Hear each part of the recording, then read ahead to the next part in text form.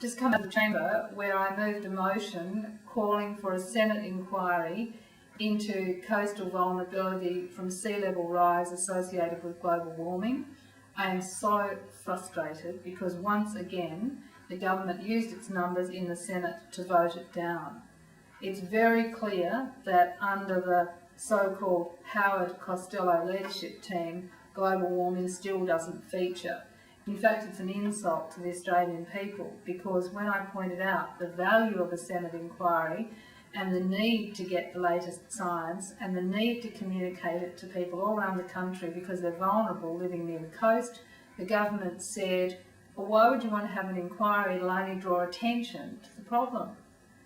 The fact is 700,000 Australian people are already vulnerable to sea level rise. The insurance industry is saying already that it won't be able to cover a number of places around the country. Local government is really behind the eight ball. Planning schemes should have been changed years ago to recognise coastal vulnerability to sea level rise. And where are we going to get the compensation in the future? Because it's very clear people who build on areas that are vulnerable are going to have to sue someone, and it's going to be local government for giving them planning permission to build where they shouldn't have built in the first place. There's a lot of complacency around at the moment, especially in the Parliament, but also in the community. Everybody started to talk about climate change just in terms of targets, emissions trading, whether we should have renewables, energy efficiency and so on. We've got to get back to the basics. The scientists are telling us things are grim. James Hansen, who's the father of climate science, he's come out and said, look, scientists have to get over their reticence. They know enough about how dangerous this is and how we are approaching thresholds very quickly that we have to get out and act and reduce greenhouse gases now. The IPCC, the Intergovernmental Panel on Climate Change, made its report earlier this year saying we can expect a sea level rise of between 18 and 59 centimetres in the next 100 years to 2100. But people like James Hansen, John Church are now out saying that that was a really conservative estimate because it didn't take into account the ice melt in the Greenland and the West Antarctic ice sheet.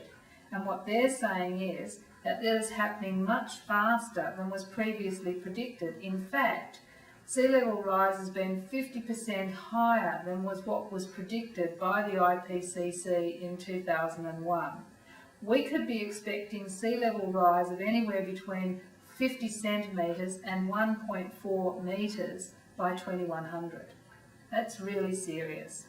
Places like Japan, the Netherlands, the UK are all planning for this. They've gone around their coasts, they've identified areas which can be saved, they've identified infrastructure changes that can be made, they've assessed the vulnerability of their ports, their roads, as well as residential areas. And Australia's just at the beginning, starting a risk analysis, starting coastal vulnerability studies. And what I'm saying is that the problem with the studies that are underway now is that they are based on that very conservative IPCC figure as an assumption. We need digital elevation mapping so that wherever you want to find it, if you look at a place anywhere in Australia, you should be able to have this digital map put across the top of it, real elevation, telling you your vulnerability to climate change. It's essential information for communities, for the insurance industry and for governments. But this just isn't about infrastructure only. This is also about our natural environment. Pretty basic rule of thumb is for every 1 metre of sea level rise, there is 100 metres of erosion or sea incursion. Now think about that around coastal Australia. If we're expecting up to 1.4 metres, we are talking about 140 metres coastlines moving inland, particularly if those coasts are low-lying and sandy. We've got real problems with global warming, and they're with us now. We know it with the drought, we know it with extreme weather events like the floods and the fires. We have to prepare for it. First, we've got to reduce greenhouse gases going into the atmosphere They have to peak by 2015 according to the IPCC, so we've got an urgent task to reduce emissions now, but we've got an equal task of adapting to the changes we've got.